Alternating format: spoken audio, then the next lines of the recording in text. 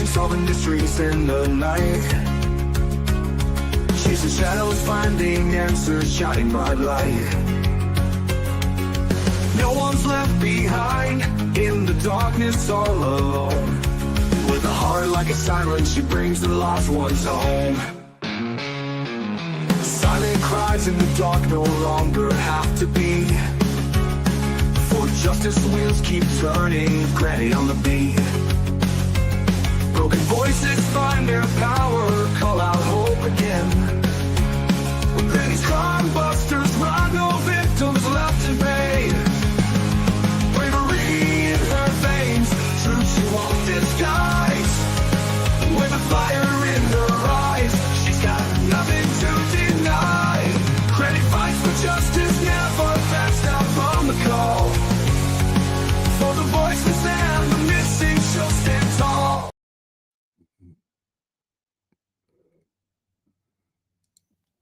Hello, everybody. How is everybody doing this fine night? Hope everybody's doing great. Hello, Chemistry, Ginger. Good to see you.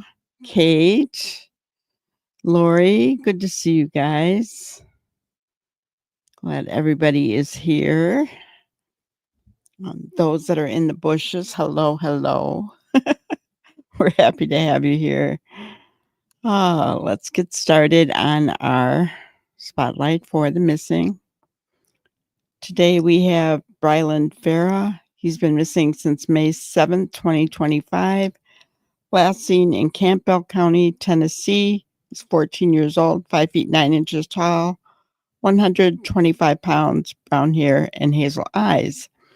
If anybody knows where he might be or anything about his disappearance, please call the Campbell County Police Department, 911 or 1-800-GBI-FIND. It's important we bring our kids home.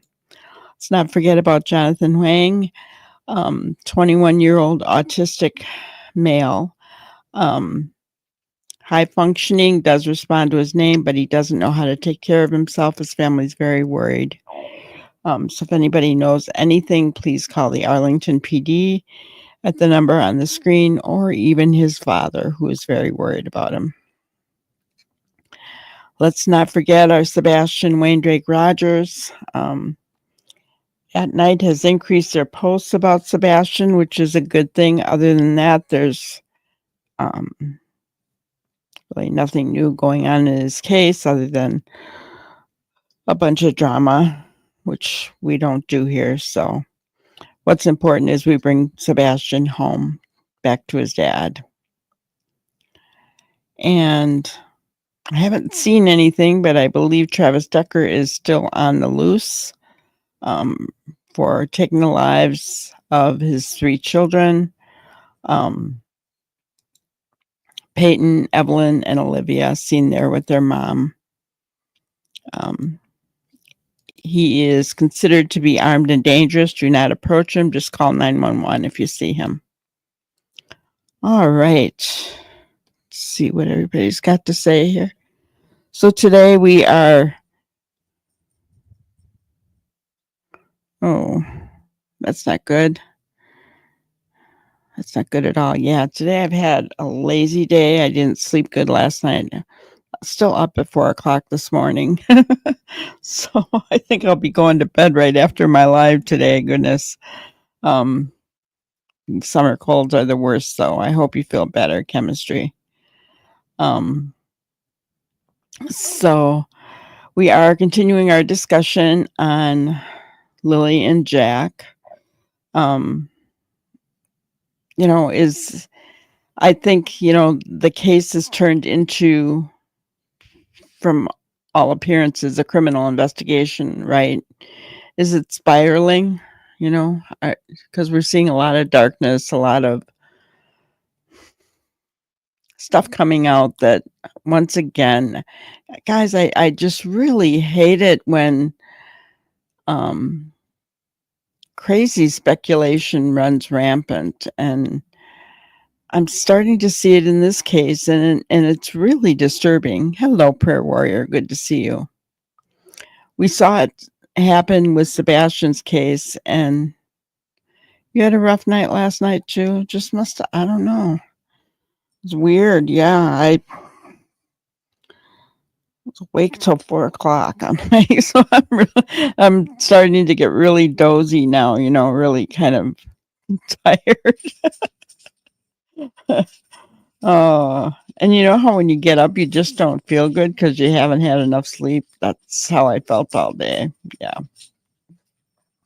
just one of those days. Uh, so, but yeah,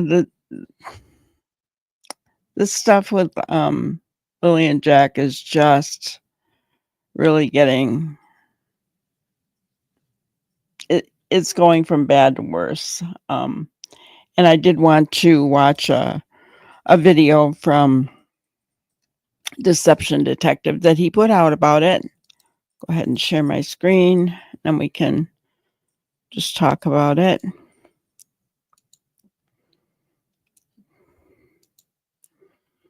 And he is showing something we've already seen, but he does kind of talk about it a little bit differently. So,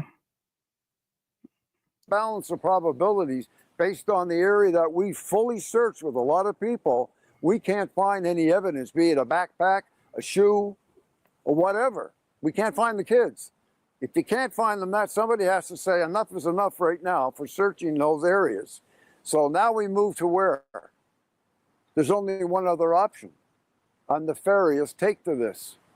In other words, a criminal type thing. That's only my personal opinion. That's an ex-cop talking about the disappearance of Lily and Jack Sullivan from Nova Scotia, and I agree with his opinion. So in today's video, let's break it down to understand exactly why this case is slowly going from bad to worse. I'm Deception Detective, an attorney trained in statement analysis. This channel exposes lies and manipulation. So if that's your thing, hit subscribe. For exclusives and cool perks, join the channel. Link in description. so yes, saying going from bad to worse. And guys, I did see that somebody already put out for a petition on RCMP to do better. And guys, I just have to say, I'm going to go on record, I guess, to just say that it's too soon for that. It, in my opinion, this person has not followed the Sebastian Rogers case because if they had, they would not be doing this. RCMP has given us how many updates over the last month? More than 5, I believe. That's in a month. How many updates have we even gotten more than 5 updates from law enforcement in Sebastian Rogers' case after a year? I don't think we have. Or if we have, it's just that many in a year. Right? So yeah, I find it astounding that someone would think that law enforcement isn't doing their job in Jack and Lily's case.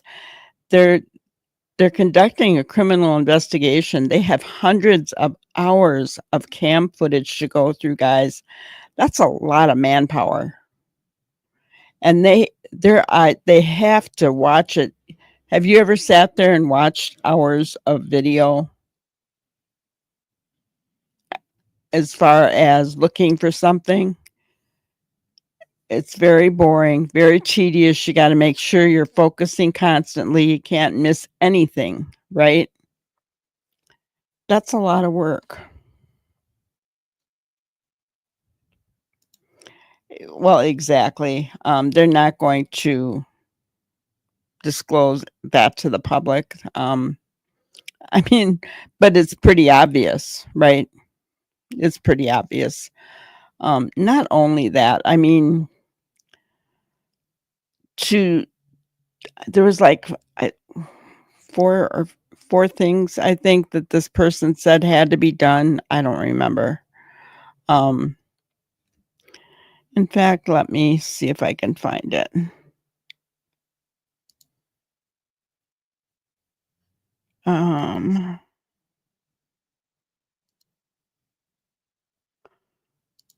Just going to look here.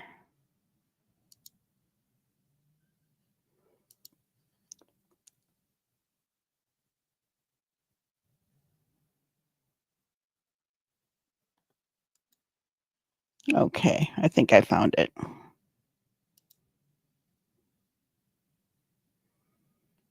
Okay. You guys see it okay? All right. So we urge the Canadian federal and provincial governments, RCMP, and provincial police service to undertake the following reforms. Number one, implement a national standard operating procedure. Guys, they've already done that. Number two, increase training and resources. They talked about how many resources they have working on this case in the last update that we just did, right? Number three, enhance interagency collaboration. Once again, they talked about that. Number four, boost public awareness. Launch national campaigns to keep the public informed and vigilant, encouraging community involvement and media engagement that sustains momentum until a resolution is achieved. I mean, they've been giving regular updates. I don't know what they're doing for community involvement. Media engagement, that is a little bit, I don't know, scary if you think about it. A little bit scary. But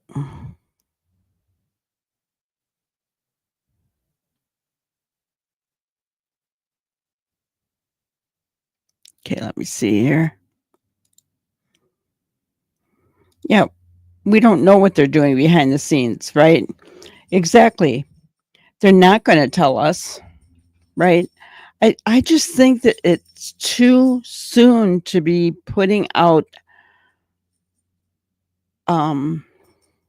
I mean, I understand people want answers, right?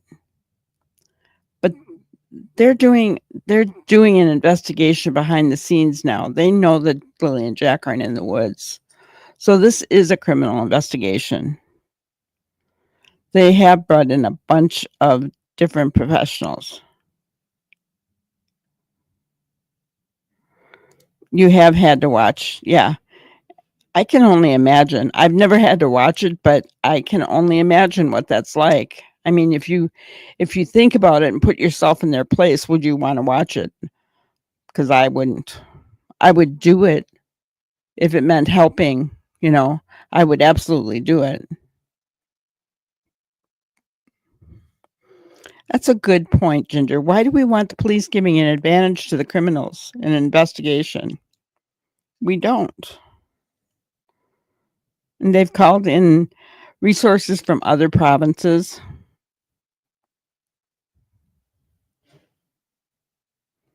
That's a really good point, Prayer Warrior.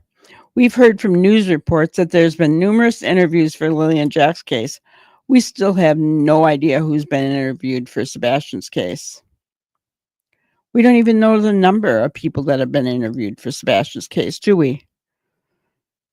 They actually gave us a number in this case. I mean, we know so much more about what our CMP is doing in this case than we ever even had the chance of knowing from Sumner County. So I cannot believe that, they're demanding all this from RCMP. Hello, NH. Good to see you.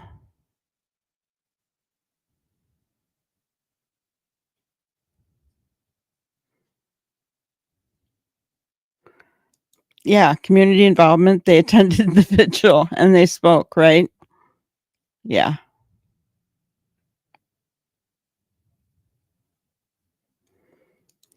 Yeah, well, yeah. Mainstream media adds bits on, like the reporter that said Daniel passed the polygraph. Yeah, that's true. And, I mean, let's face it, guys. And I'm not one that talks about politics or anything like that on this channel, but I'm just going to say I think everybody has seen over the last few years mainstream media take a huge dive, right? Because of their bias, their false reporting, their narratives, pushing their narratives and their agendas. It's like you can't even trust them anymore.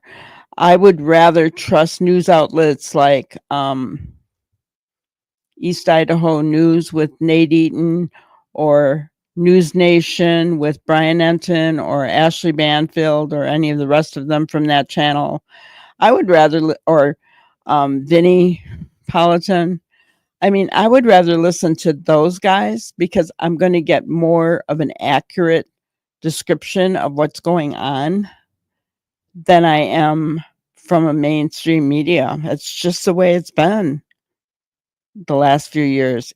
They've gotten bad. They're pushing their own agendas, and they're, like Lori said here, they're giving false information, right?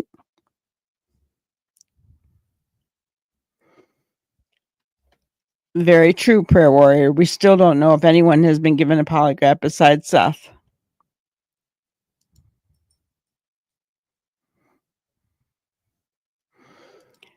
Exactly.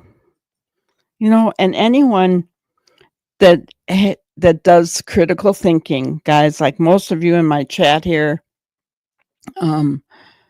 we think critically. We understand why police can't tell us everything, even in the Sebastian Rogers case. However, in my opinion, Sumner County could take some lessons from the RCMP regarding putting out, news updates, what they've been doing, right? Because they have not done any of, I should say very little of that over the past year. Where RCMP, we've had, I could probably go back and count, right, in the month.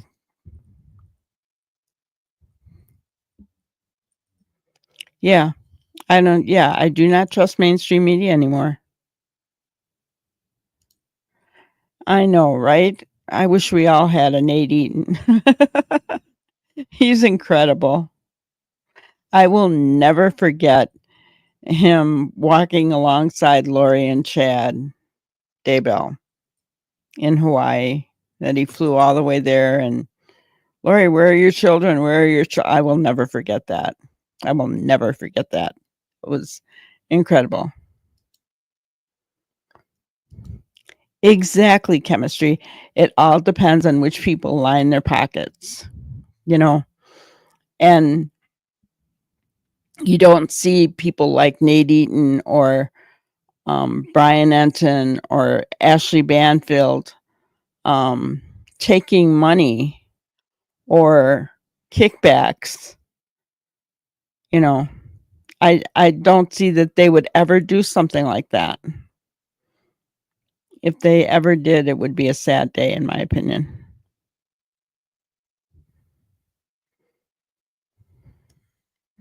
Yeah, that was epic. Where's your kids? Where's your kids? Lori, where's your kids? I don't either anymore. It's awful. I won't have anything to do with it. I basically look for news, right? And if I don't see any, I mean, that's one of the reasons why I won't do a whole show on Sebastian anymore, unless there would be some breaking news that happened, guys. If something like that happened, of course, I'm going to go live and I'm going to have a show on Sebastian, right? But that's why I don't do, because it draws the crazies in, for one thing, which I don't want them on my radar. I don't want anything to do with them. I don't. We don't do hate here. We don't do the mudslinging. I don't want any part of it, and that's just the way it is. I have a heart for Sebastian. I care every single day that I wake up and he's not found. It breaks my heart. Every time I see Seth, but he's not even on anymore, or Tony, so I don't know what's going on. Guys, I have no clue.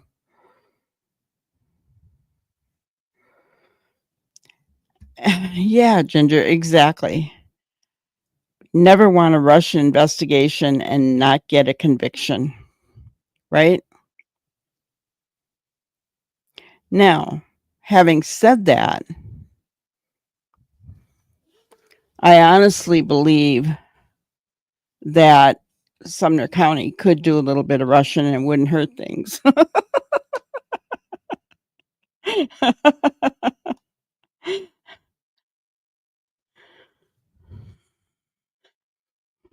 Yeah, I agree with you, Lori.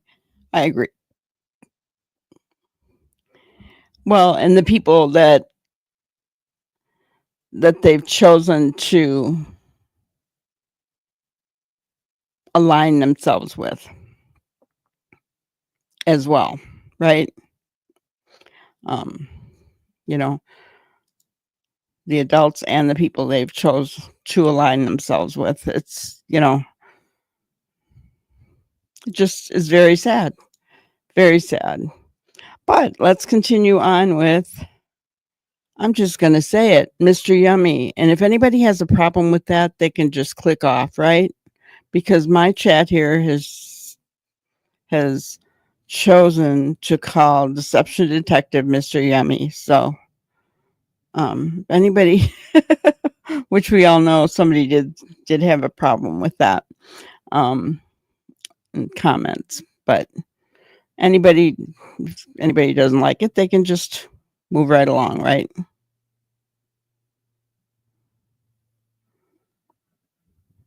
All right. If you've been here for a while, you'll know that we always start every new case with the statistically most likely scenario. In this case, that Lily and Jack wandered off into the woods and got lost.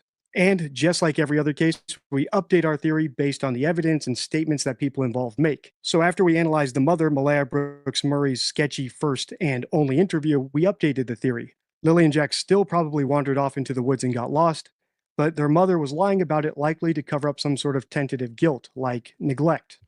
Now that the kids have been missing for over a month, it's time to update our theory once again. It's not because of any new statements or evidence that have been found, but rather because there are none. In short, every day that goes by without any evidence being found that Lily and Jack actually went into the woods, we have to lower the odds of that theory being correct and raise the odds of other more nefarious theories, like the ones this ex-cop is going to get into in this interview. But first, here's some important background on the search itself, so you can see why I would have expected anything to have turned up by now if Lily and Jack actually accidentally wandered off into the woods. 6-year-old Lily Sullivan and her 4-year-old brother Jack were reported missing from their Lansdowne Station home in rural Pictou County on May 2nd.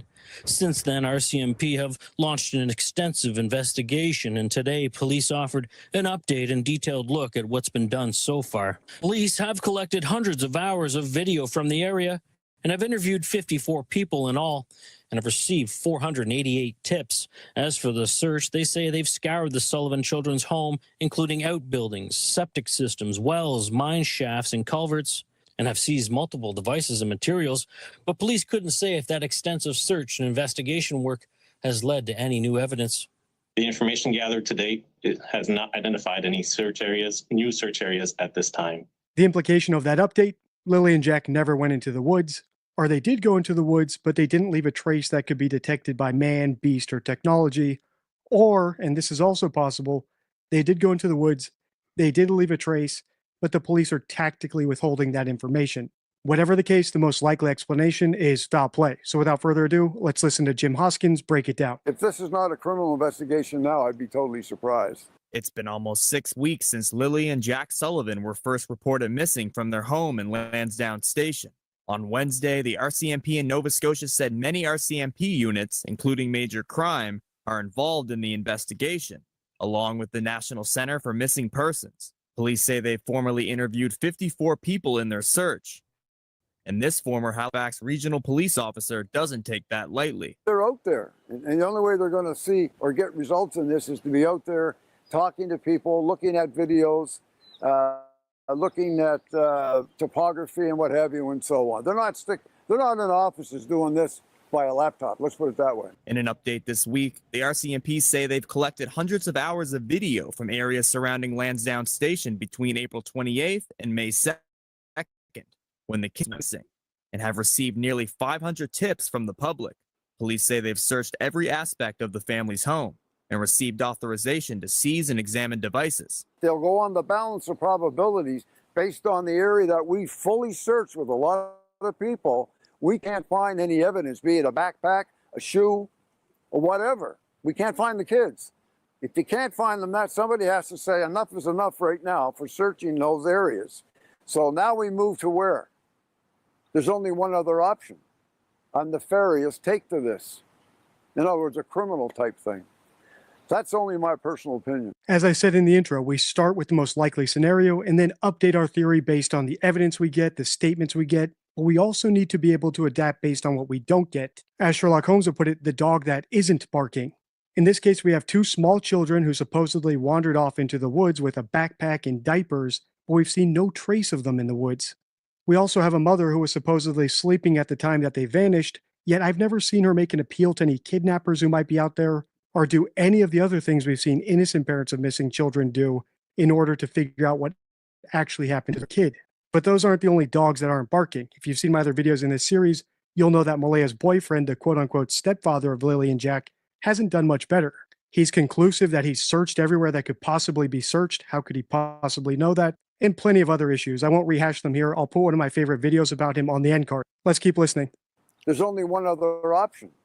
A nefarious take to this. In other words, a criminal type thing. That's only my personal opinion.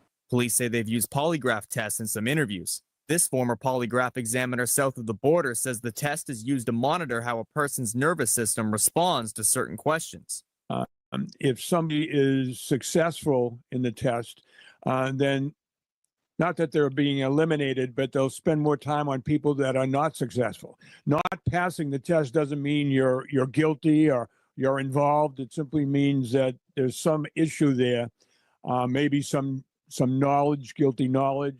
Moriello says he's seen people pass tests who were later proven guilty. More than 160 search and rescue volunteers have scoured through the densely wooded area surrounding the children's home, but only a small boot print was found.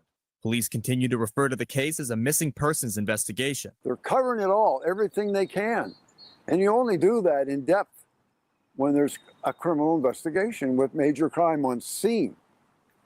They're not there just because they're major crime. They're there to do their major crime work. Mitchell Bailey, Global News, Halifax. The word polygraph was mentioned, so I have to give my usual caveats before I get blown up in the comments, before I point out the final thing I like about Jim's opinion.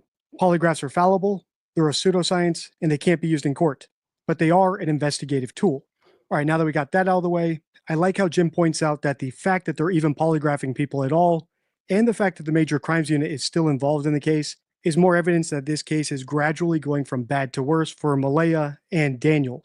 Like grains of sand slowly piling up and tipping the scales, this case is slowly tipping from a tragedy caused by neglect or negligence to something more nefarious like negligent homicide or murder one with a cover-up. Every day that passes without any proof being found of the kids in the woods is another grain of sand. Every day that passes without Malaya speaking out asking for help finding her kids or addressing any kidnappers is another grain of sand. Every time Daniel slips up in an interview with a lie or an inconsistency or a little glimmer of his true colors, more sand. In other words, it's the conspicuous absence of evidence and statements that are driving this case from bad to worse. Like, comment, subscribe for more. Check the end card for my playlist and favorite video about Daniel Martel. Until next time, stay true. So what did you guys think? I really liked his visual about the grain of sand. Every day that there are more lies, every day that Malaya stays quiet, every day that Daniel tells another lie or inconsistency, more grains of sand, making this worse, right?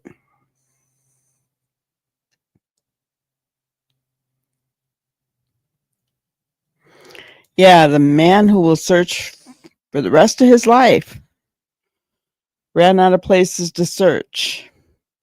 I don't know about you guys, but that area looks pretty big to me. But I will say this.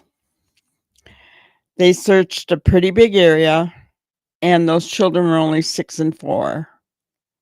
We saw down trees, thick brush, be very difficult for a 6-year-old and a 4-year-old to get through. Right? So, you know, I mean, I think that the probability of them being in the woods is very low, in my opinion. You liked his visual, yeah. I think the police are letting Daniel run his mouth. Yeah, I agree. I watched him do Don Wells earlier and was super impressed with Mr. Yummy. Oh, he did one on Don Wells. Gotcha. Yeah. I just liked that visual. The sand in the hourglass, just, you know, it really kind of gives you a visual of how bad this case is getting, that it has literally turned into a criminal case. And just like that ex-cop said, nefarious, right? We're looking at Red Rum 1, you know, with a cover-up. You know, was it an accident with a cover-up? You know, neglect with a cover-up. Neglect, accident, cover-up. You know what I'm saying? Because when we look at Malaya's interview, I mean, even Mr. Yummy stated that he still felt after her interview that the kids might have walked off, but he had some red flags, that she had some kind of guilty knowledge, right? And it could be just of neglect, right? Which, you know, I think that is a very real possibility, right? Especially if what they said is true, that they were laying in bed. I just don't know what to believe anymore, though, right?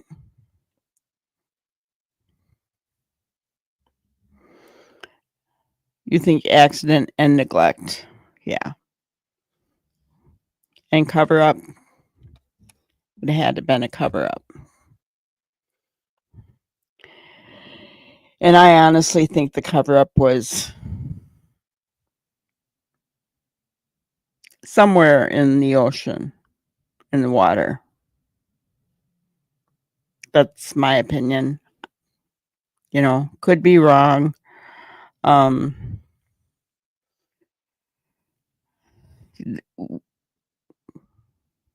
You know, we don't know exactly what happened and who's at fault, right? But those kids didn't leave the house on their own. And the last person to see them or be with them was Malaya and Daniel, as far as we know, right? It's kind of like in the Sebastian Rogers case. Katie was the last person with Sebastian, as far as we know. Those are the people we have to look to for the answers, right? It's not rocket science. You look to the last people who were with them. Yes, lots of water slip ups, right? things that they said that could be concealed confessions, like according to what Greg Hartley says, right, from the behavior panel.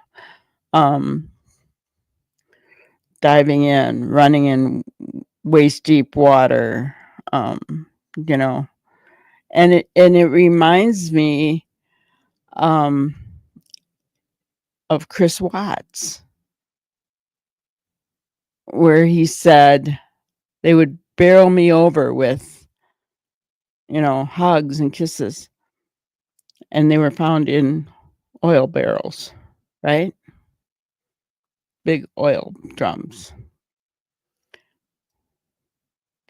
Katie Proudfoot, I sincerely hope that that's not a concealed confession, but she said I'd probably bulldoze them down with hugs and kisses. I sincerely hope that's not a concealed confession. But Malaya used water references as well.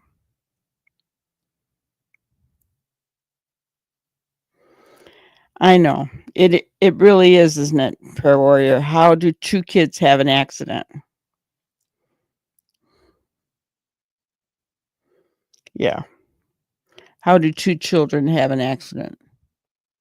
Both of them. One could be they got into some kind of poison. I mean, right?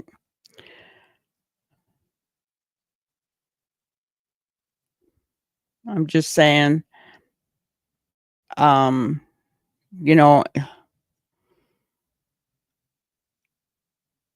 I lived in a mobile home for a while, guys, that was in like a field that they made into a mobile home park. And my backyard was the big field because that side hadn't been filled in yet with mobile homes. We had,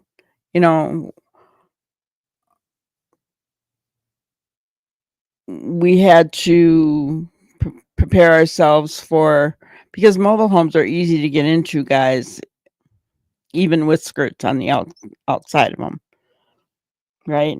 Mice get in anywhere, rats get in anywhere, so we had to prepare ourselves and to, work to prevent that, put out, rat and mice poison underneath the trailer, that kind of thing. But if people don't do that, or if they have it inside the house for children to get into, I'm just saying, right? So there could be that, or somebody else said rug gummies left out. I mean, I don't know. I don't know if the parents did drugs, but yes, both covered up, and Daniel disposed of the kids, in my opinion, and that's why he left his phone. Emily used it to contact the school that morning. That's your opinion. It's a possibility. Per Warrior, that's one of your thoughts, yeah. I mean, there's so many things that could have happened if for two children who we know didn't go into the woods. And guys, we could even be wrong about that. But with everything that they did to search for those kids, heat sensing technology, everything, drones and helicopters and searchers on the ground, dealing with bugs and wood ticks and everything else, right?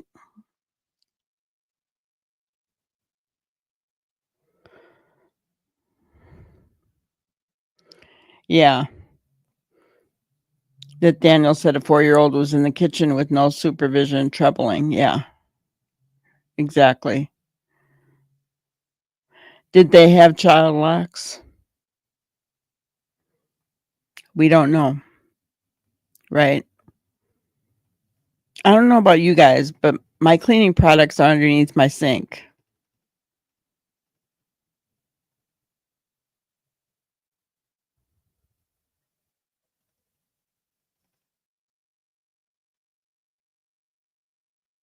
You think the way they're acting tells a story.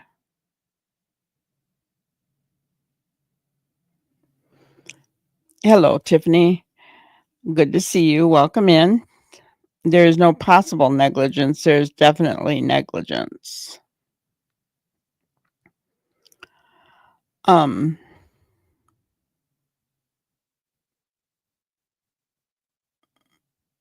Laura, your cleaning products are underneath the sink. Yeah. And that stuff is poisonous. Right? And if you don't have child locks,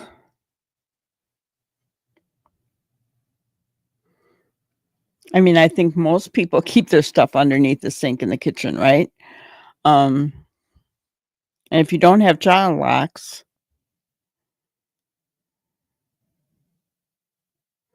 when I had small kids, my cleaning products and meds were on top of the fridge.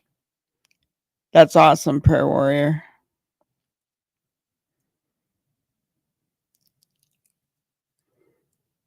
I never thought about that, actually. Did your kids not climb? Because mine did. Right. Bleach, detergent, you name it. Yes.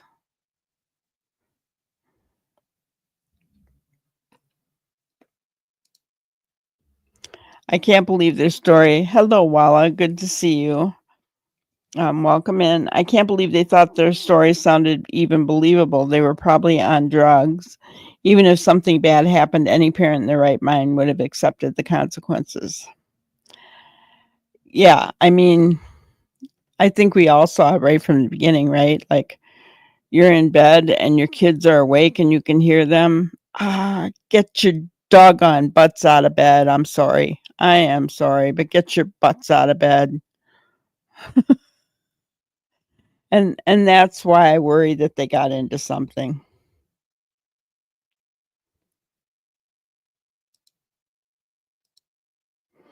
When those children were not found the first day the criminal invasion began. Yeah, huge red flag. Why wasn't the door locked? Yeah.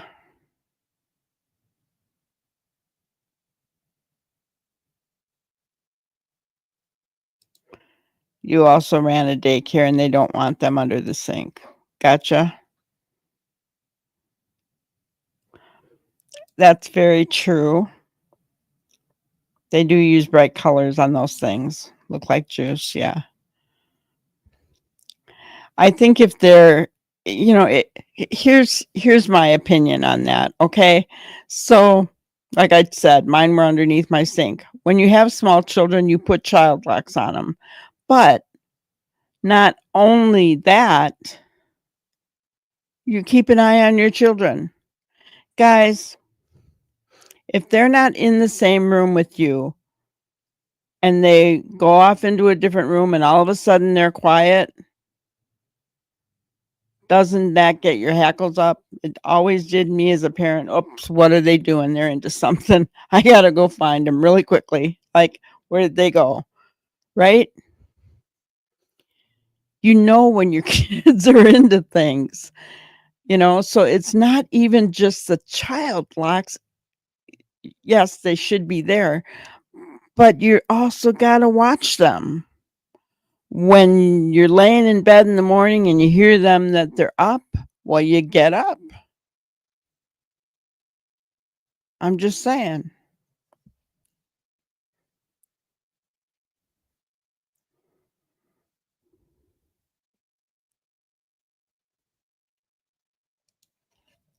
I'm thinking if it was drugs in tablet or powder form, kids would spit it out. Yeah.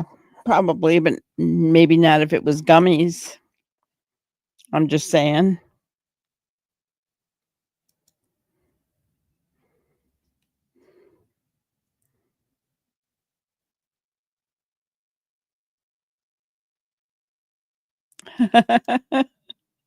Aw, thanks, Tiffany. I appreciate it. Yep, sometimes I just need to take a night off, and I do.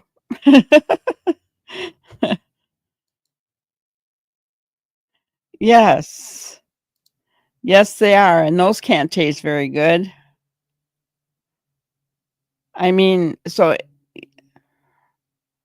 you know, and let's face it, kids are used to eating medicine, you know, like those chewable tablets, guys, they're not all that great. Well, yeah, they can have a cherry flavor or an orange flavor, but those don't taste the greatest if you think about it.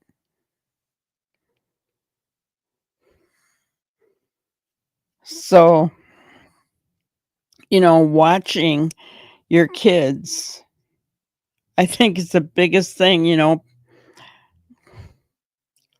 sometimes, I think that we as parents, and I know I made this mistake when I was young as well. You get to be a little bit selfish. You know, parenting is hard, right? Parenting is difficult. It is.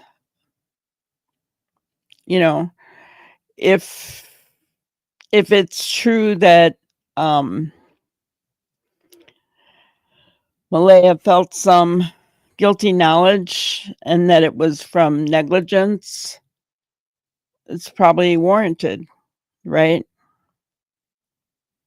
Yeah, chalk, vitamins, glue.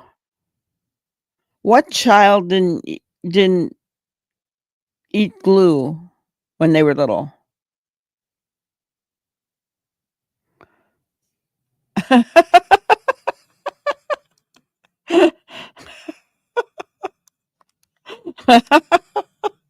I ate my mom's Slimming Toffee as a young child, and I was I bet you never did that again.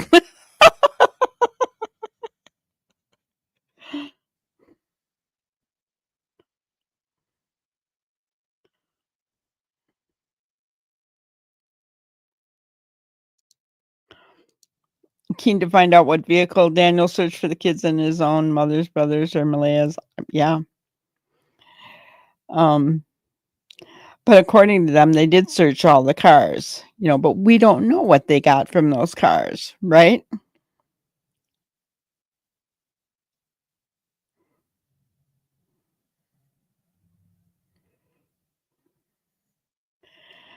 Hello, Crime Science, and just me. Welcome in, you guys. Um, that's a good point, Crime Science. If they were in the woods, it's not that they can move very fast being so young. They would have been spotted quickly. That's right.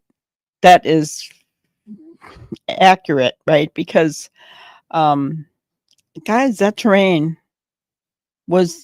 I mean, think about those little legs. I'm just going to show that again. So let's look at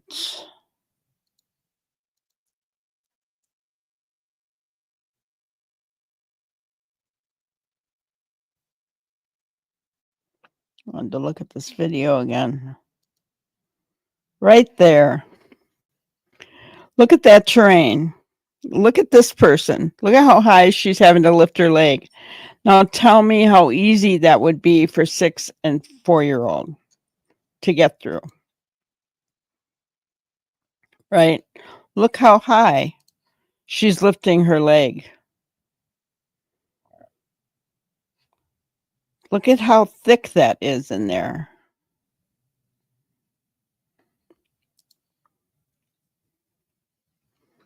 You think Mike Demand put out a new video? He's been putting out a new one, couple every day.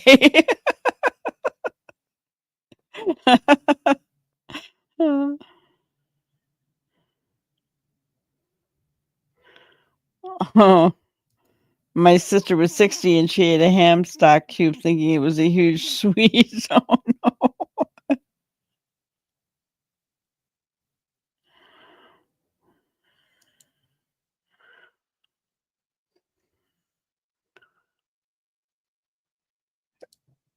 What has sensors, just me? What did I miss?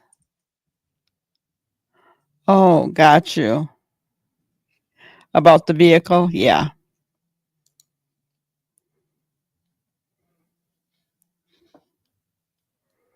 Yeah, that's another thing. They didn't, and that's not something we've talked about very much, is it? We know that they had their boots. She had the backpack, but they didn't have the jackets, guys. It was cold out.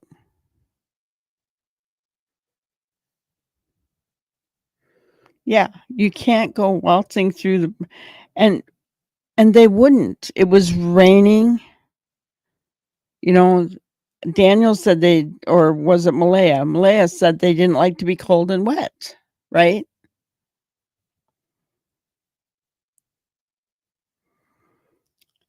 Maybe they were more ill than just a cold. Maybe they had,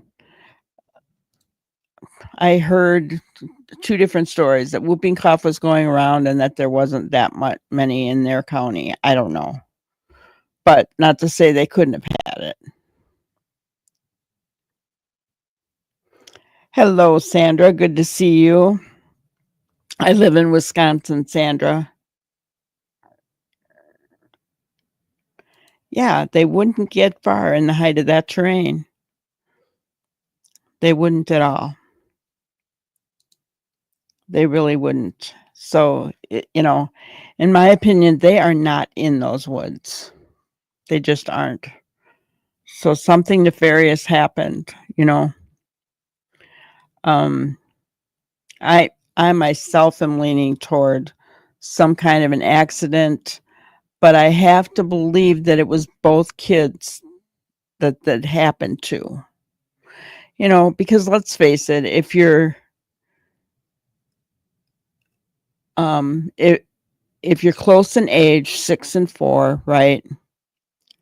One of them's going to have something and hand it to the other one. Look at, right? And they're going to share, right? They're going to do the same thing. Whether it's the older one giving to the younger or the younger one saying, look,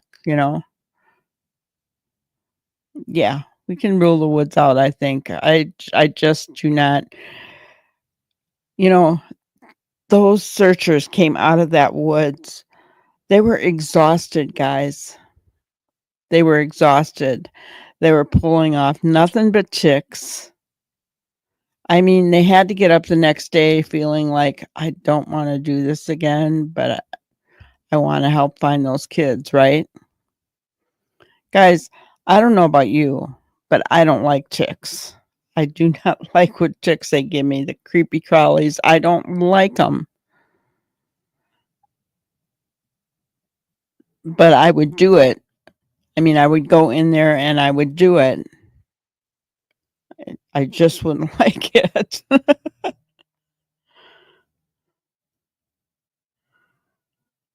Oh, yeah. I agree with you. When you look at that back deck,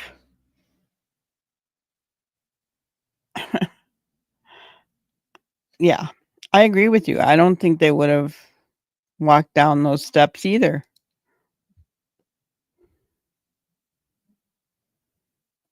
You know,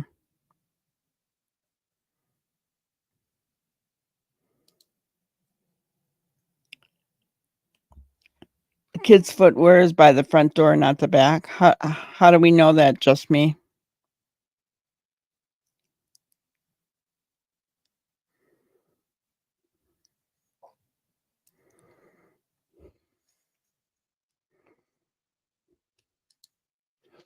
The second picture of Daniel beside the four-wheeler just staring at the ground seems so lost in thought, even if it's when he wasn't allowed in the woods. Yeah. And his brother just relaxing back like he didn't have a care in the world, right?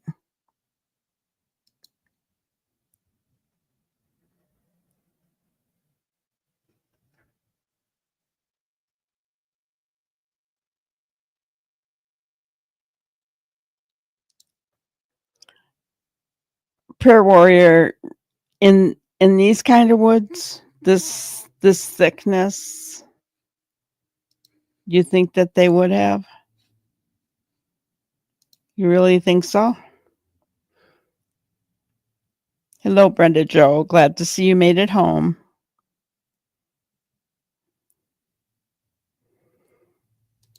Yeah, I just even if they did walk into those woods, they wouldn't have gone far, in my opinion. Right? I just don't really think they would have gone far. Or they would have found a trace. Right?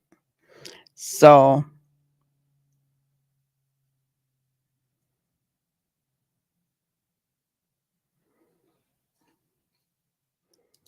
yeah, it's important to look right away when you get back in, because otherwise, yeah. Hate those things. I always made sure I checked my kids when they came in because, oh, you know, yuck, yuck.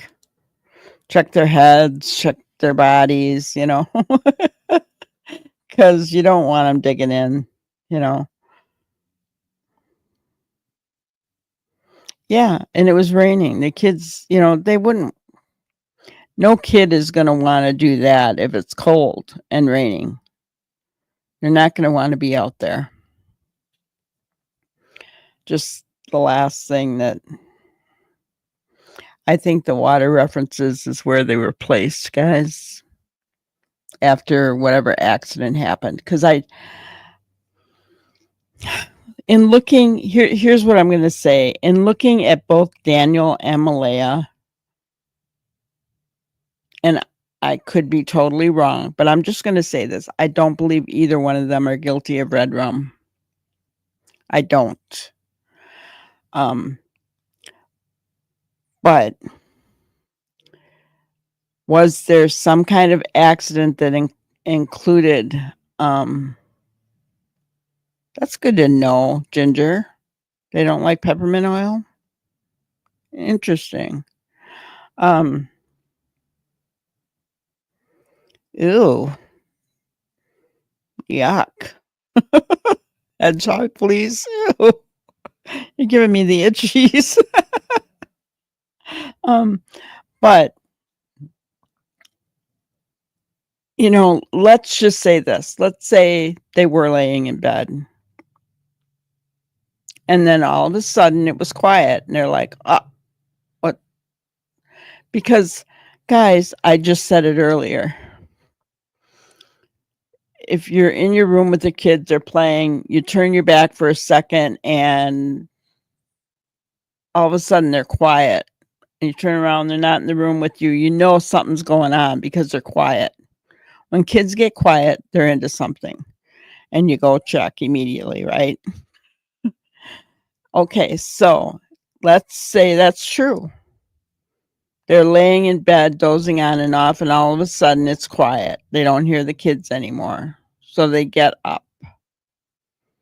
They discover that they got into,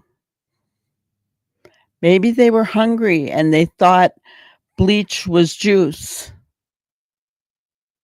I mean, I don't know, right? And so then they panicked and tried to cover it all up. I don't know.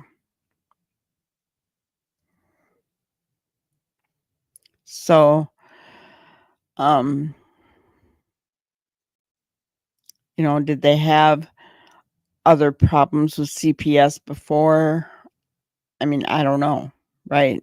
That they would panic over such a thing, or that they'd be found guilty because that product, whatever it was laying out. I mean, I don't know. I'm just thinking about this and thinking that,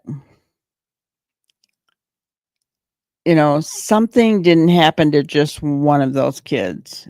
It happened to both. So they both got into something.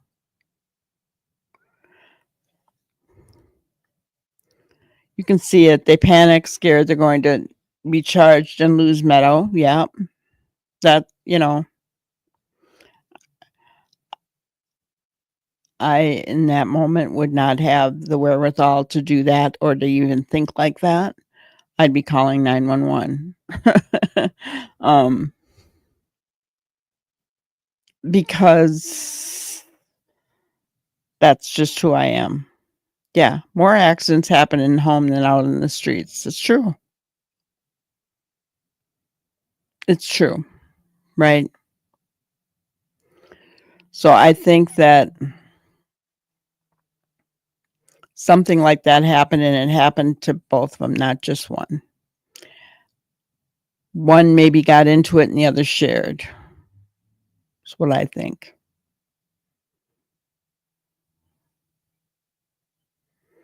Yeah. Daniel jumping in the car and taking off as soon as the police were called. That is, where did he take those kids?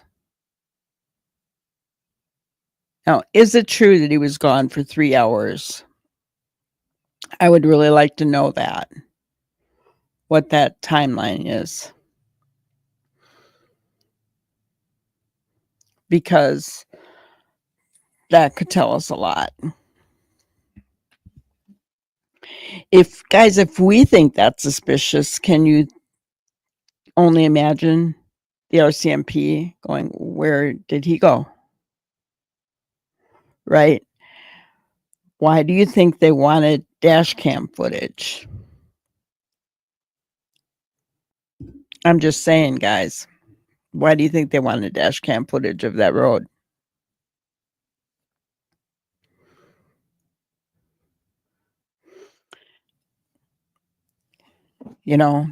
They're looking at this and this, and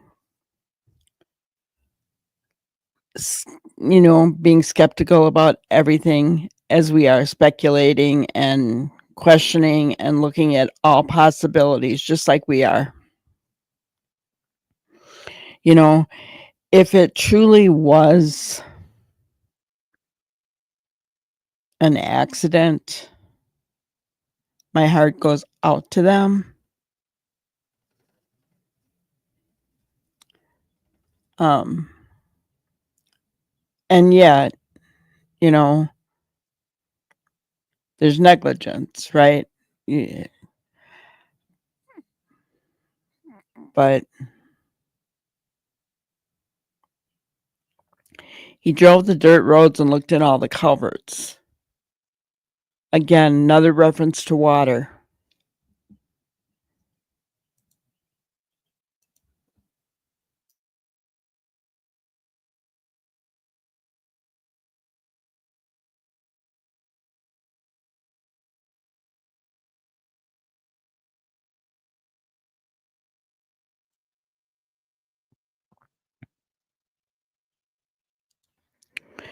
Yep, to see if Daniel was seen. That's what I think. Because they know, they narrowed it down that the kids were seen at 3:15 on May 1st with family members. Right? So they narrowed that down. They knew that.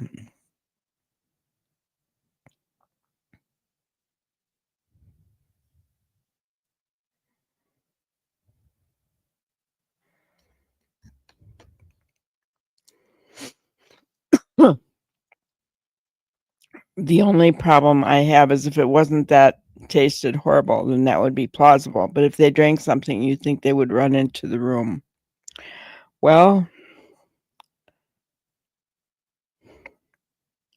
according to Daniel, Lily did run into the room.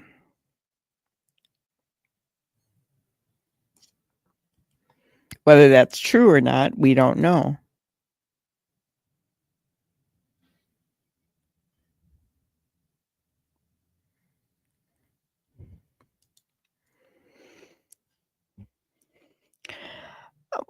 Well, we don't know, right? maybe they were afraid. Did they have other CPS charges? Did Daniel have other CPS charges with his other kids? Were they afraid of losing Meadow? I'm just saying, I guess I would rather believe that it was an accident and they chose to cover it up than a homicide.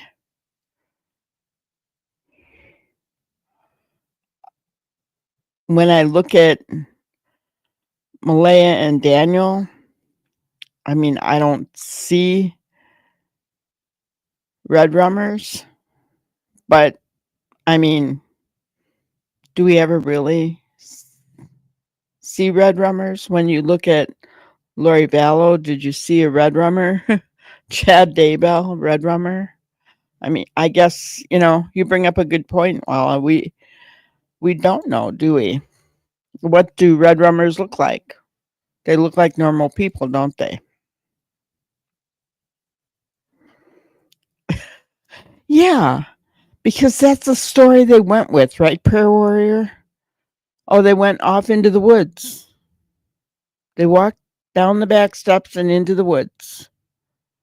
So then why did you take your car and go look in all the culverts? Drive down the dirt roads and look at all the culverts. It makes no sense whatsoever. Their story wasn't believable.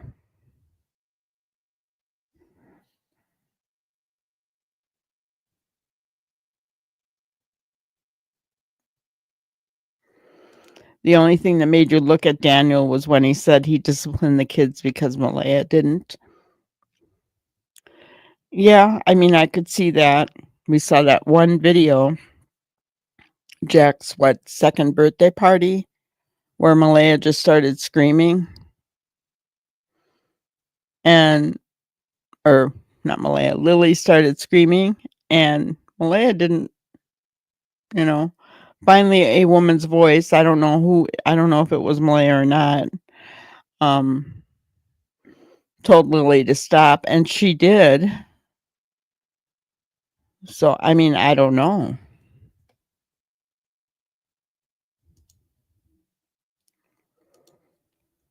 I agree with you, Sandra. I don't understand why anybody's going after the RCMP in this case, because in my opinion, when you look at it compared to Sumner County, Tennessee Sheriff's Department, there's no comparison. RCMP have done a bang up job, and they've done a really great job of keeping the public informed. Oh, you found a pic of the shoes stored by the front door, not the back. Well, if I think it was Mike DeMann who said that he felt like what Daniel was saying is that the kids didn't even put their boots on. So were the boots carried out? I mean, I don't know, right?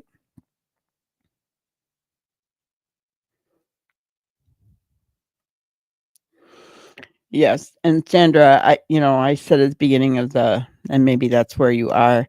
I just do not agree that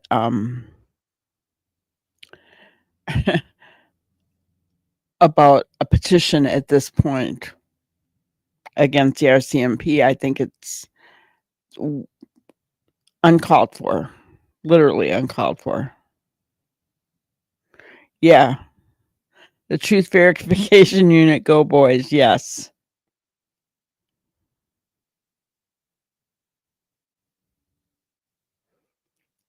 Daniel puts me in mind. I think you mentioned this before, Lori.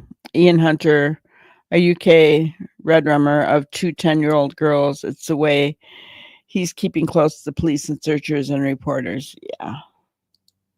Well, he's keeping close because he wants to know if they're looking at him or not. Daniel, in my opinion, has done nothing but try to make himself look good.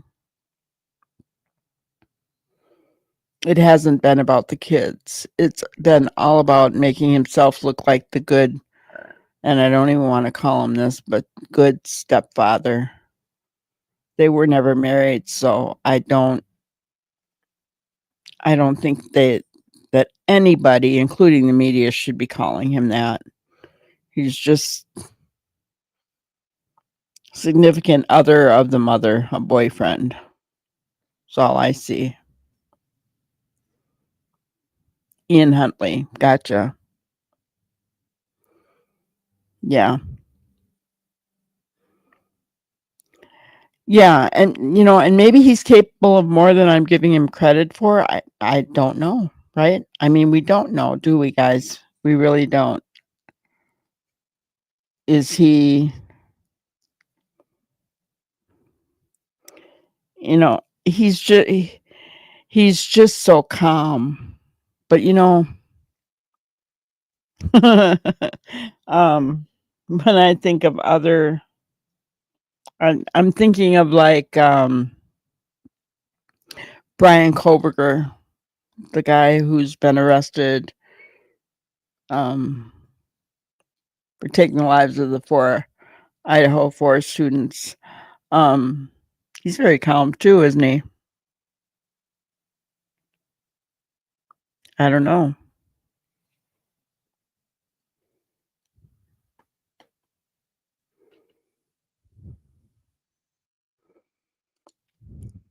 That's what he said. That's right, Sandra. They took their boots, not that they must have wore their boots, right? He didn't say that. He said they took their boots. Kids don't take their boots. They wear them and put them on. So who took their boots? Right? Exactly. So they were carried out and their boots were taken with them. But guess what? Whoever carried them out forgot their jackets because they wouldn't have gone outside in the woods. The story, the narrative that you're trying to sell everybody without their jackets on because it was raining and cold. Right?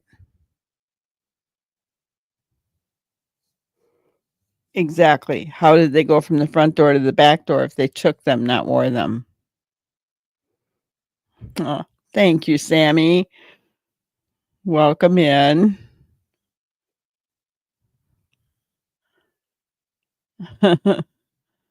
Yeah, ace in the hole, right?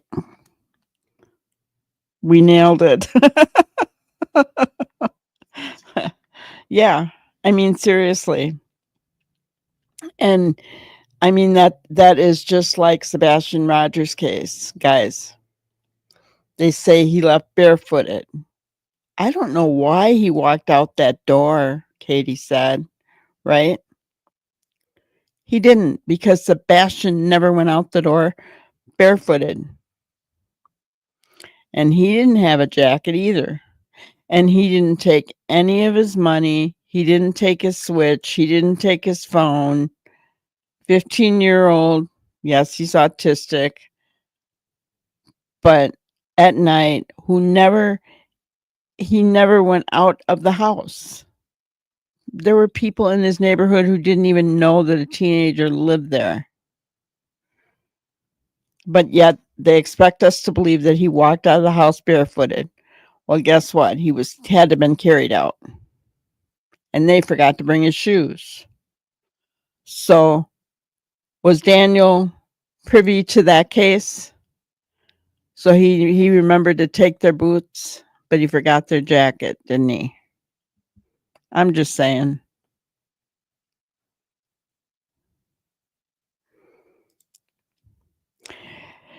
It's a possibility, Tiffany. It's possible they never made it home on May 1st. Wherever they were spotted in public last. Maybe they were hurt or abandoned somewhere totally random. Could be. Good point, Kate. They made it sound like teenagers running away, grabbing boots and backpack. Exactly. Yeah. A 6 and 4-year-old grab their boots and their backpack, right? Oh, but remember, the backpack is going to be brown now because of all the mud. How would you know the backpack is going to be brown, right? How would you know that?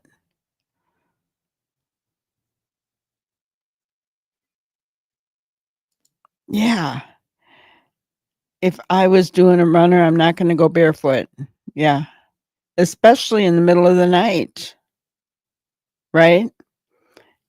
In the middle of the night.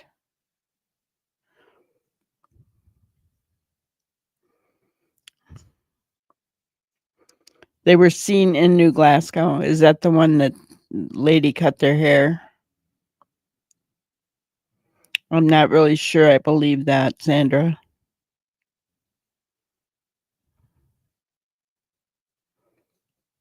Yeah.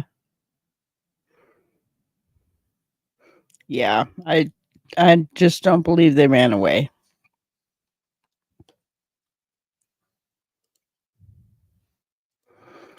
Kids going out to play put their boots on. They don't take them. Yeah, there's leakage all over the place. Definitely is. Yeah. The backpack would be brown now. Oh, and the pull-up would be soaked. Jack wouldn't keep it on. Right? What are you telling us? Why is the pull-up soaked? There's another wet reference. Exactly, Sandra. That's what I've been trying to say. The Fundy tidal flats are very muddy. We watched a time lapse of the Bay of Fundy, and that's the one thing I noticed was that gets very muddy in there.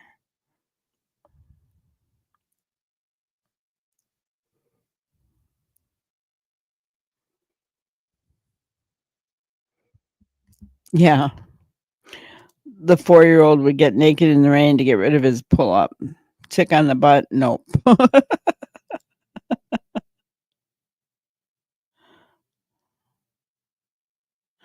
Yeah, it is a really good catch about take the shoes. Mike DeMann caught that as well.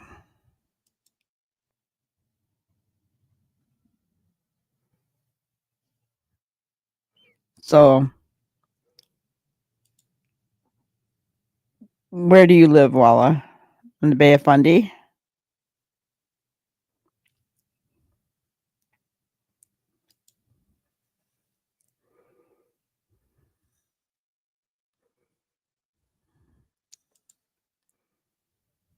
Oh, Cape Breton. Gotcha.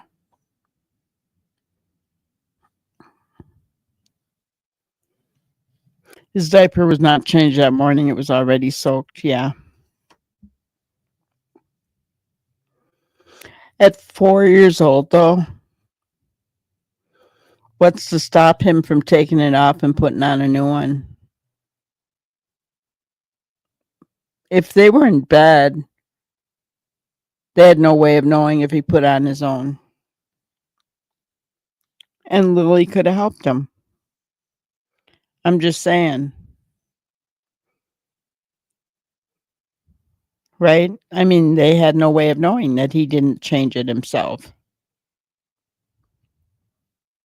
It was a pull-up, so wasn't really a diaper. St. John, gotcha. Gotcha. Yeah, that's exactly, Lori. That's what I keep saying.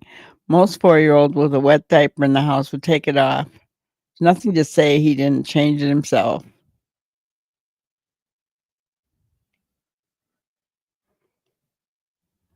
You know, and we all know that Dan is an avid fisherman, right? So, he was probably very familiar with the Bay of Fundy and all of the other lakes and everything else around there, right? The strait.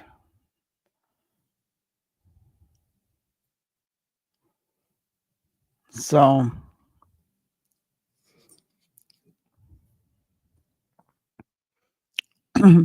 It wouldn't surprise me at all that that would be if you were wanting to do a cover up and if you're going to report missing children, what's the first place, and you live in the boonies, what's the first place that the police are going to look? In the woods by your home. So if you don't want their bodies to be found, and you're an avid fisherman and you've been out on the Bay of Fundy, or you're familiar with all of that, what would you do?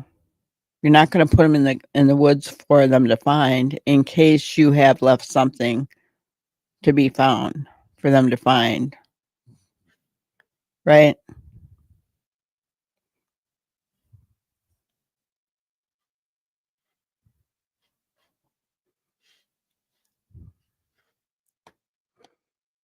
This is stupid autocorrect, right?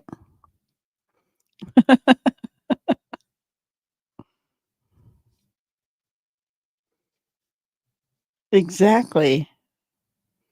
At that age, definitely. My kids wouldn't have kept it on at all.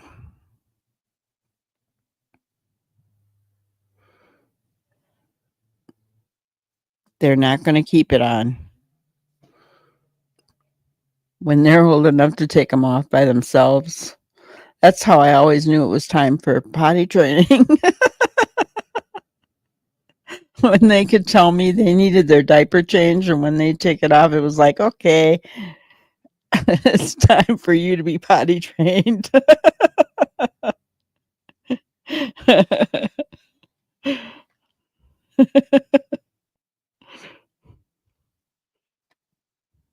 Yeah.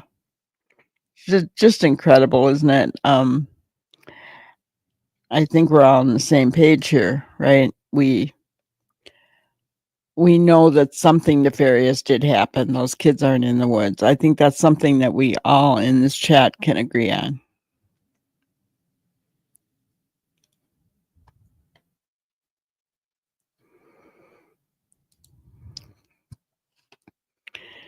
If the kids were found sooner, the PM would know they were dead before they were put in the water, because yes, they would. But I don't believe they'll be found in the water. I think they're in the ocean and never to be found again.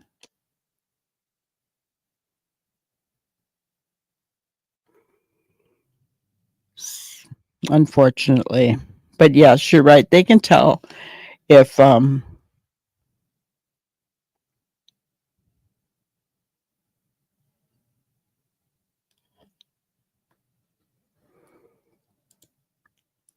3-year-old gone missing. Hello, Kent, by the way, out of Quebec. Last seen yesterday at 11 a.m. Her mother drove 1 hour away to report her missing and that she hasn't seen her for 5 hours. Why did she drive an hour away to report her missing?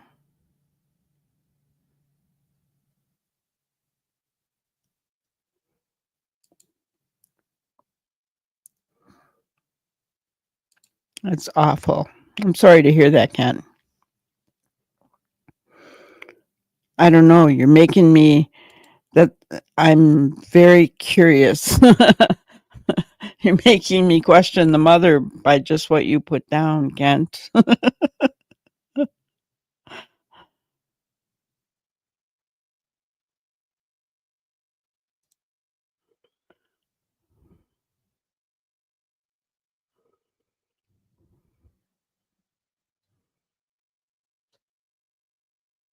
Don't ask questions. That's all the details that you put on.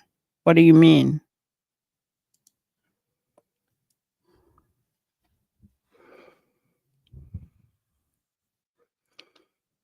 But I hate to hear these little kids go missing. That's awful.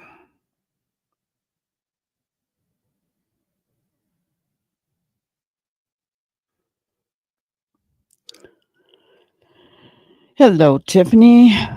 I agree. After hearing you talk about the pull-up, I have an autistic 4-year-old that would behave differently. Yeah, I mean, sometimes.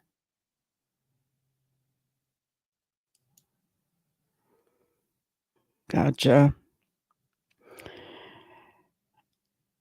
Unfortunately, well, and those they have stated that they thought those kids might be autistic, but I encourage you guys to go and look back at a video that we did, or I don't know if Ginger can find it, where we talked about these children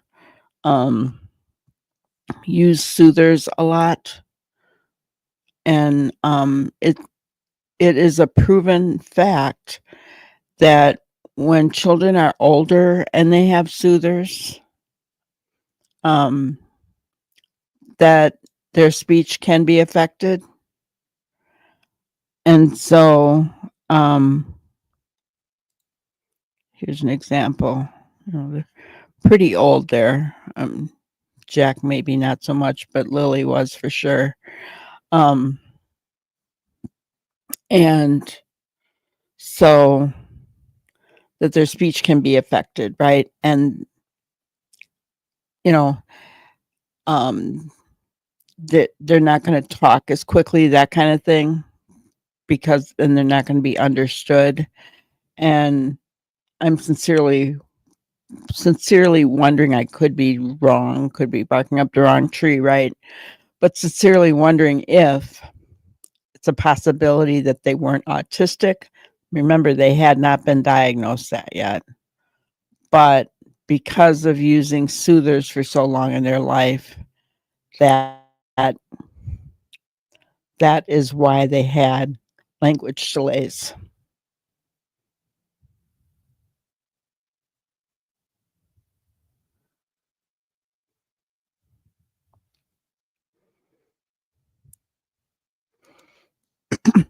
I would say it's been a criminal investigation since the start. Yeah, major crime was, on scene right away pretty quickly. So I believe that too, Sandra.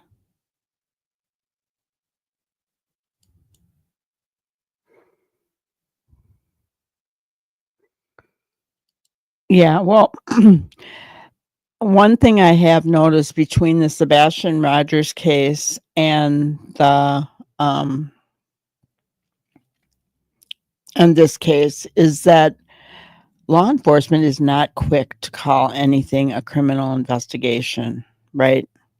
They just aren't.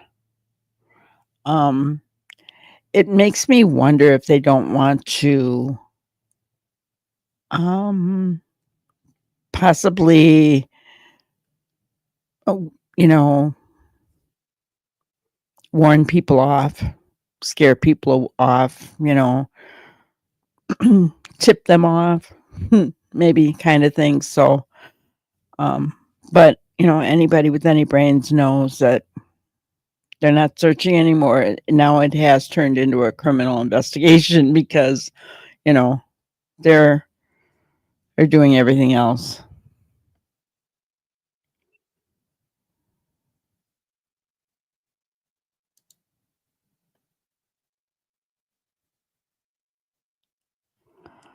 I knew a mother that went to her son's school at playtime to give him his dummy, then took it home when the bell rang. He was 5. Wow. That's something. Yeah, and while I'm not saying that she doesn't, I'm just saying that having soothers as they get older is a proven fact. There is articles about it that says that because it keeps their jaws from, remember that they're still growing and forming their mouths and everything, and it has something to do with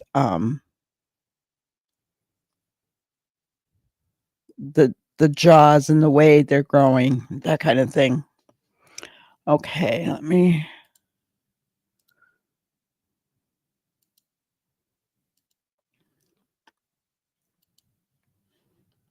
Oh, all right.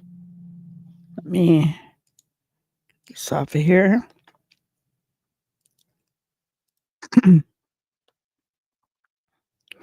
Quebec police find dog believed to have been with missing Montreal toddler.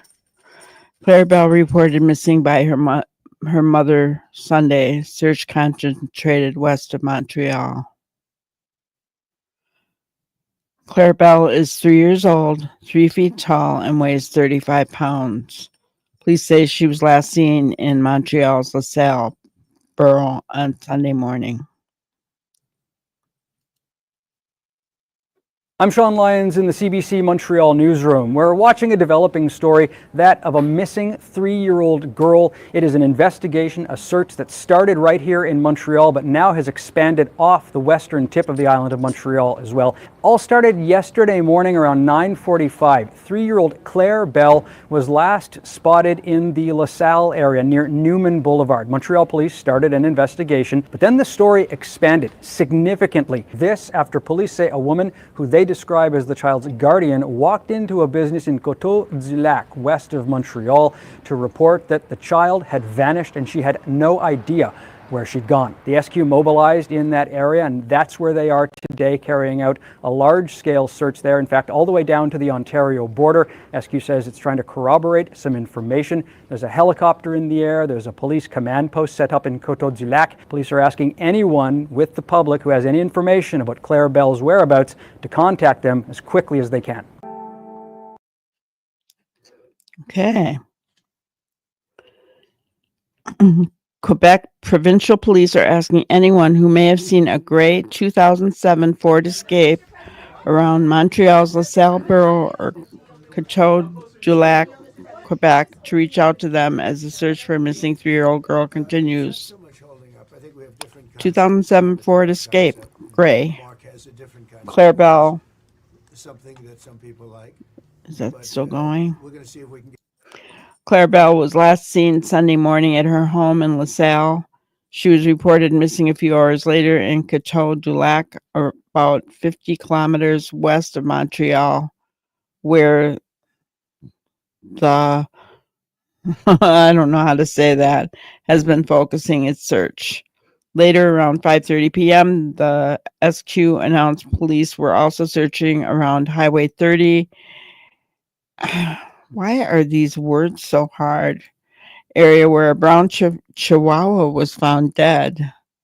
A dog matching the description of the one thought to be with the girl when she was last seen.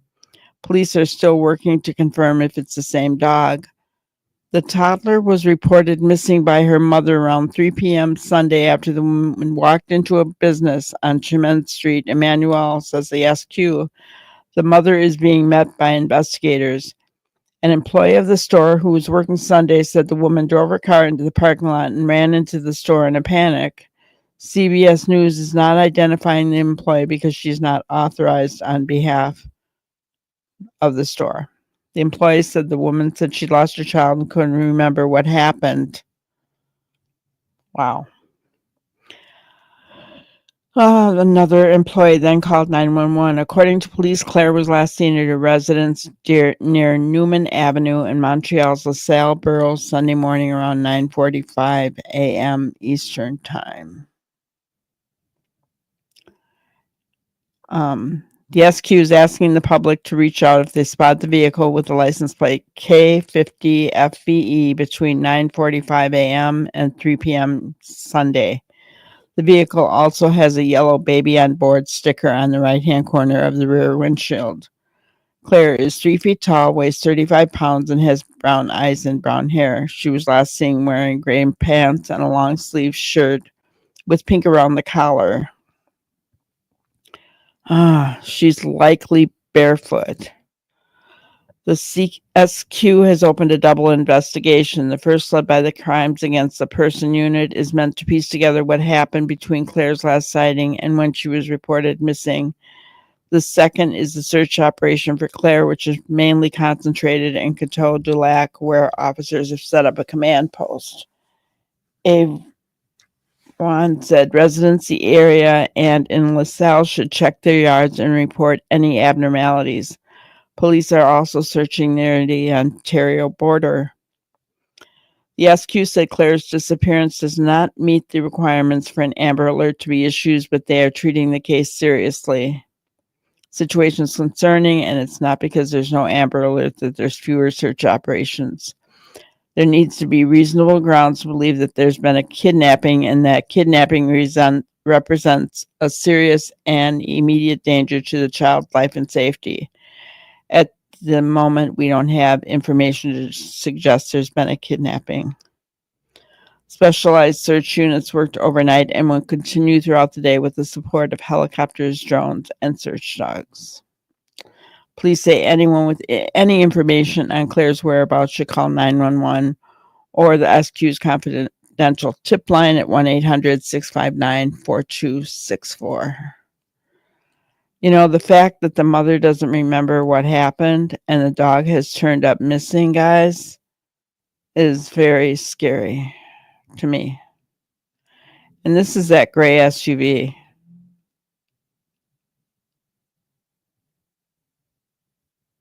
That they're asking. So they're asking for information. People seeing that SUV, the mom's SUV. 25 comments, guys. All right, let me see where we're at here.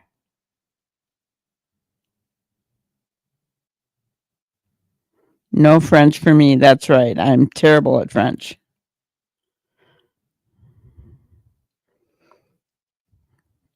Yes, Kent, you're right. It's another rare one, sounds like.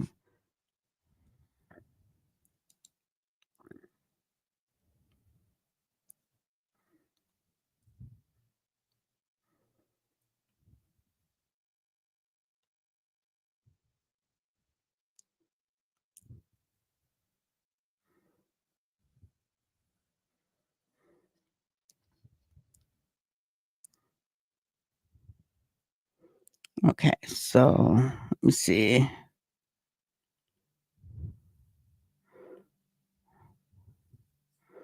We're still talking about Jack and Lilly. There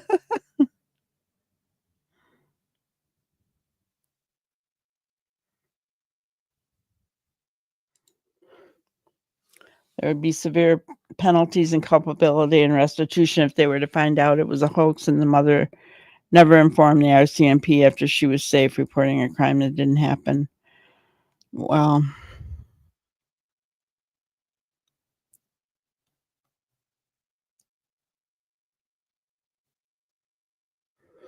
Kent, is it your birthday?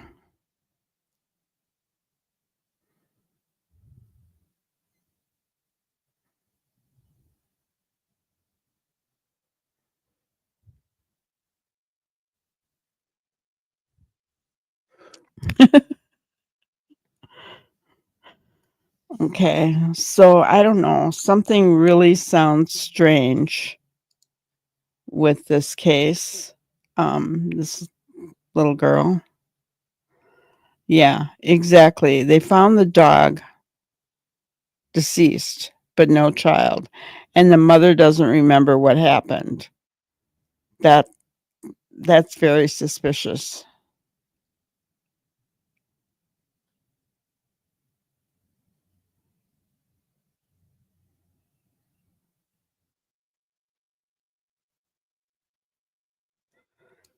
Yes, Kent, they would still pick up the vehicle. They would question why it was in that area.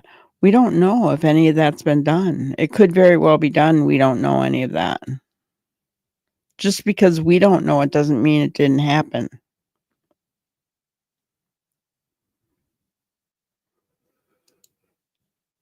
Yeah. The fact that they're not doing an Amber Alert means they don't think this is an abduction. I think they believe mom did something here. I think that's where they're going with this one, especially if the dog's dead and they found the dog. That's kind of scary. I hope they really search the area around the dog.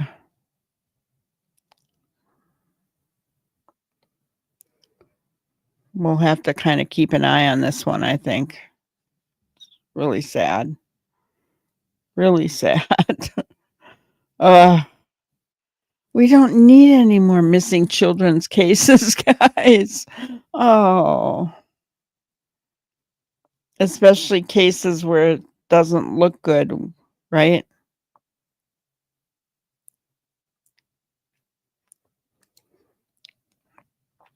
I agree with you, Sandra. He's not.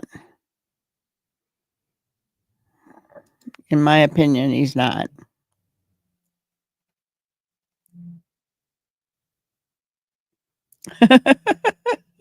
And that's another point, you just didn't want to say it. What, that they may be thinking that they're just not telling us yet, right? We don't know what they found and what they haven't found. You know, they're not going to tell us that at all. They're not going to tell us that at all. So yeah, guys, keep this little girl in your prayers as well.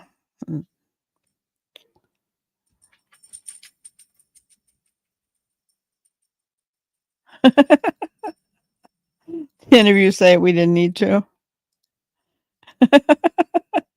Yeah, he does think he is, doesn't he? He thinks he's fooling everybody. But if he's watching social media at all, well, oh, hello, Cheryl. Yeah.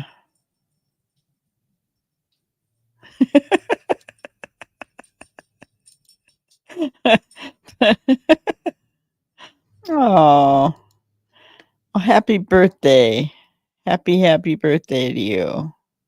Happy birthday to you. Happy birthday to you. Happy birthday to you. Happy birthday to you. Happy birthday, Kent. Oh, I know, to be a fly in the office of the truth verification and the behavior analysis guys as well. They're both on this case.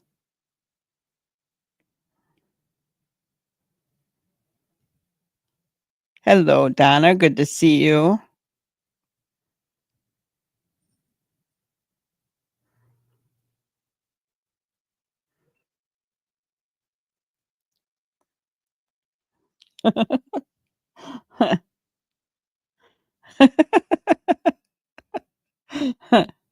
Yep, we celebrate your birthday here. We sing happy birthday to you.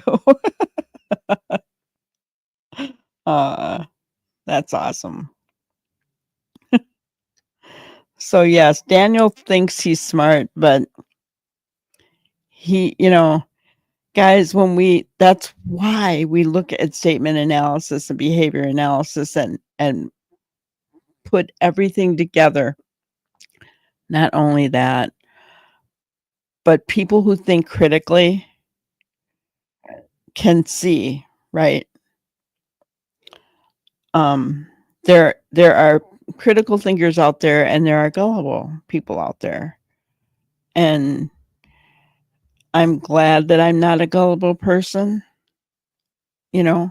although having a big heart and being gullible, there's nothing wrong with that.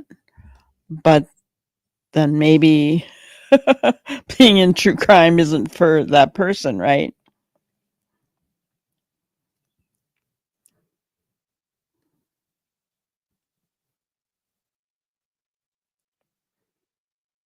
Oh, that's scary. The suburb that she was last seen is only a few miles from the St. Lawrence River. Oh, these children in these rivers. I think of Dylan and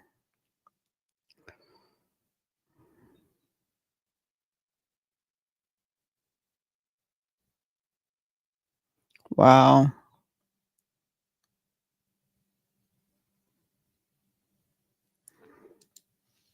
I took from Malaya's interview, she was anxious and worried and couldn't keep to the script. Yeah, she definitely had a script. There were some red flags in Malaya's.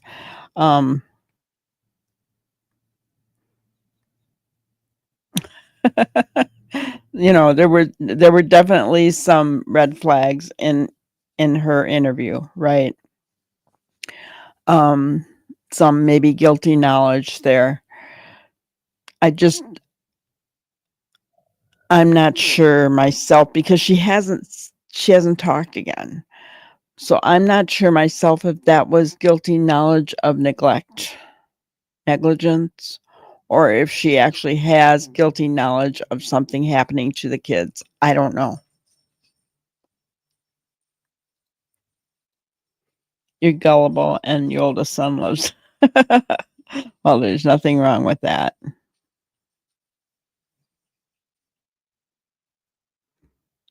Nothing wrong with that. Having a big heart is nothing wrong with that. But prayer warrior, I from things that you have said in chat, um, I don't think you're totally 100% gullible because I think you can think critically as well.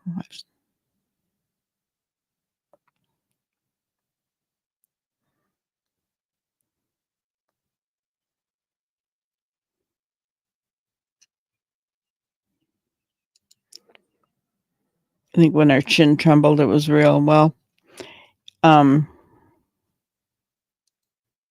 right. I was just going to say, I don't doubt, even if she has guilty knowledge, that she truly misses her children, right? And then her chin would quiver. And I mean, I don't doubt that because biological dad's mother said that she was an excellent mother to Lily and Jack. So she had to have loved them at least at some point. And so, yes, her chin would quiver. She'd be upset whether she's innocent or whether she's guilty, right?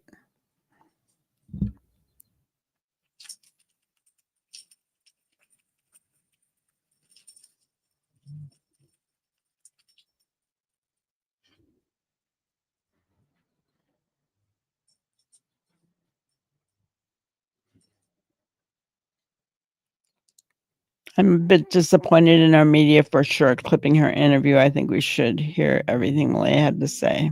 Yeah. I hate it when, and that's one of the reasons we were talking about earlier that I don't trust mainstream media, because they don't show you everything, right? They clip what they want you to see that follows their narrative.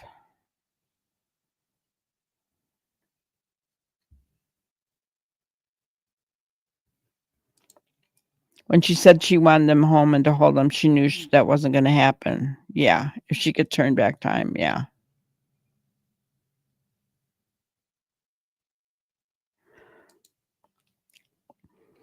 She couldn't spend another night in that house. I think there was a little bit more to it than that, Kent, but I think you're right. Part of that could have been that she didn't want to stay with them, right? I agree. I agree 100%. Yeah, and I agree with you, Warrior. The chin quiver was sincere, you know.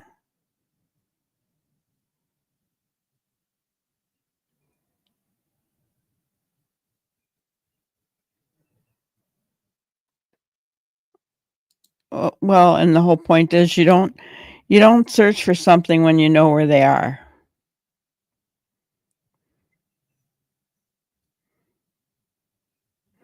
But she, you know, I mean, even Daniel said that his mother kicked her off her family off the property.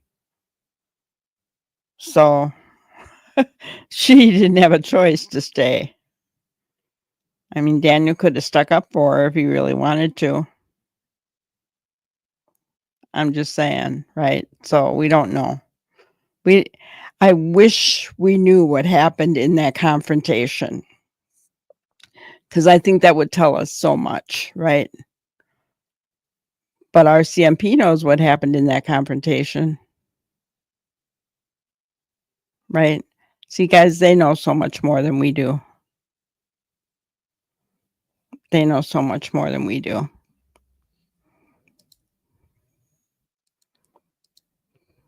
But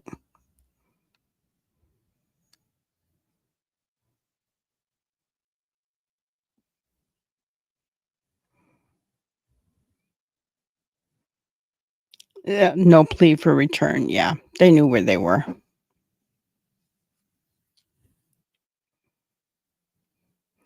And they didn't make a plea to anybody because they know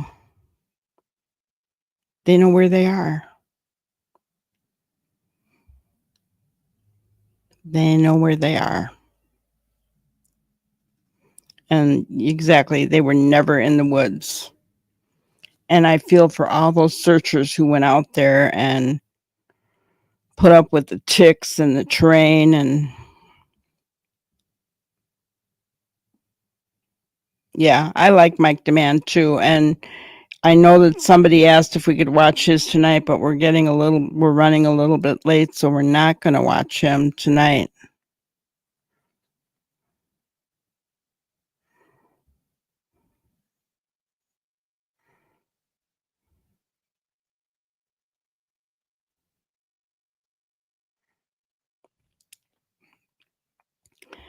And why did Daniel say his mom said Malaya had a look on her face that she was caught?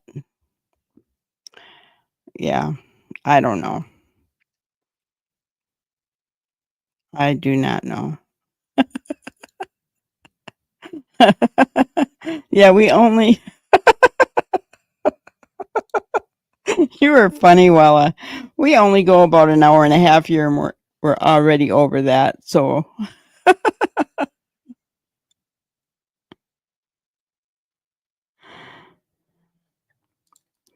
I agree with you, Kent. I agree with you 100%. I don't know that we can believe that that's the way it went down.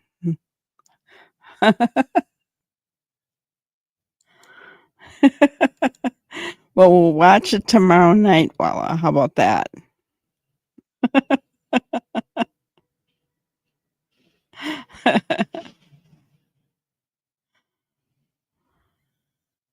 Yes, and he does seem to spell stuff without thinking about it.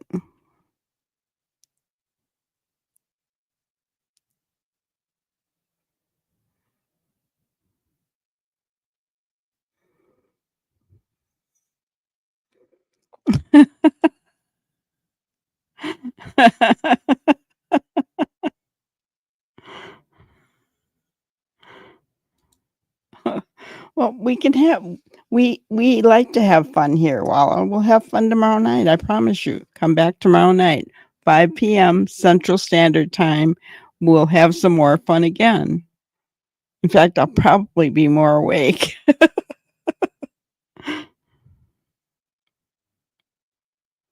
Three of them were exposed to Lyme disease, those searchers. I know.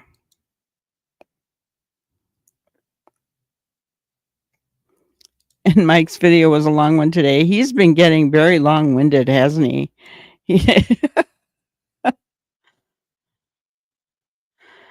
Exactly, Lori. The cousin. Yeah, I'm just not gonna.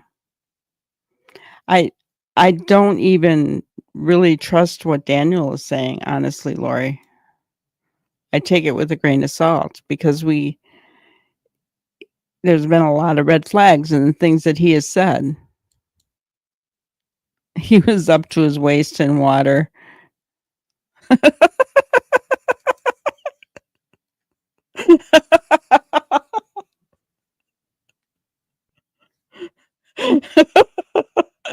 We talked about that last night or the night before last.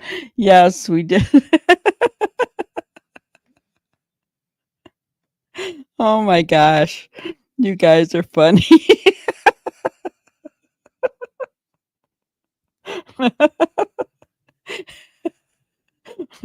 Yeah, he's so dramatic.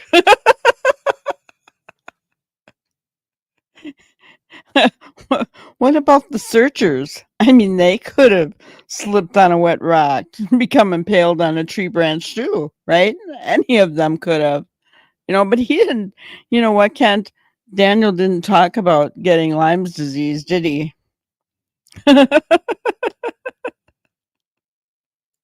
That's so funny. Oh my gosh.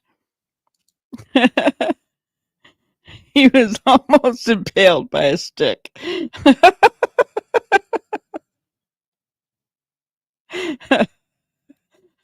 Maybe he was saying that for Malaya's benefit. Remember, he wants her back. He wants to he wants to be the man that with the waterfalls, right? And what else? The waterfalls and the beach.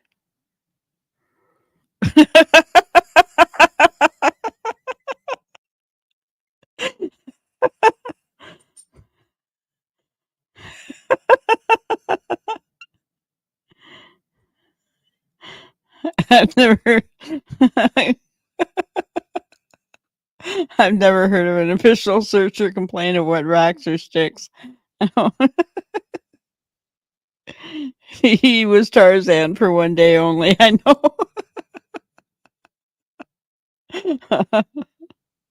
Oh my gosh. You guys are hilarious. So my grannyism for today is go the extra mile. It's never crowded. I think those searchers went the extra mile. What do you guys think? There are no waterfalls there.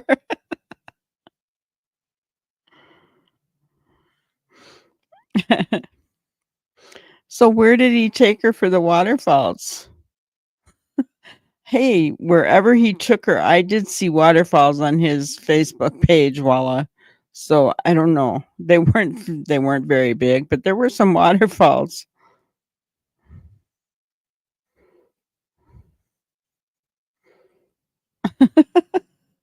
I don't know where he took her, but there were some.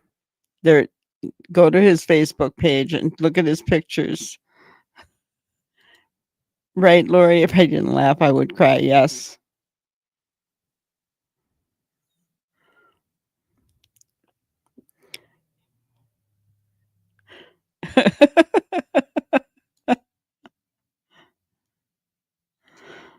Within a half an hour drive. I don't know. Yeah, wherever he took her, there were waterfalls.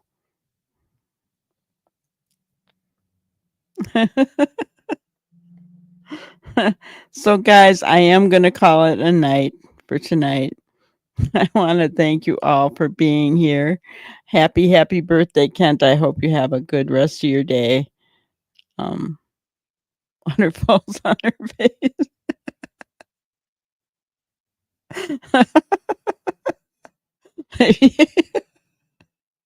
You guys, maybe he hit his head on a rock already. Mr. Romantic. You're welcome, Prayer Warrior. Yeah.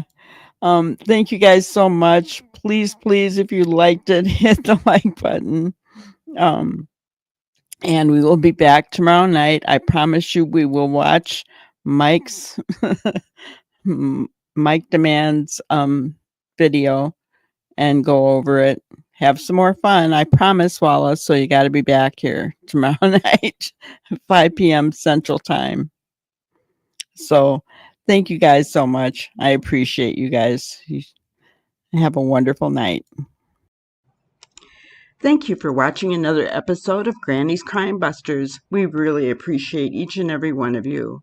Don't forget to subscribe and like and even share the content. You can follow us on any of our other social media platforms at YouTube, Twitter, Instagram, Facebook, and TikTok. We really appreciate you guys, and you can also email us at granniescrimebusters@gmail.com. Thank you so much, and we will see you on the next one. Thanks, guys.